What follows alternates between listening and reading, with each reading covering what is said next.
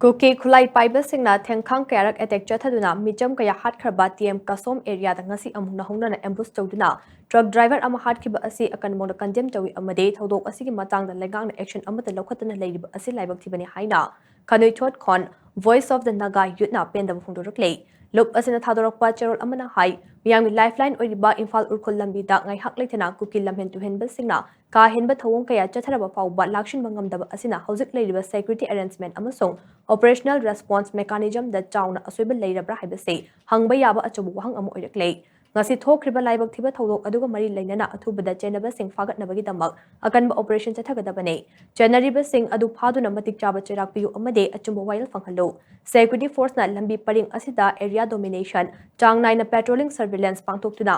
micham miyam asoi angam yaudana chatpa yahalo miyam ngak senba amadi asoi angam yahondabagi maramda hiram amata da negotiate tawre haina su cherol asina makha chana phongrakle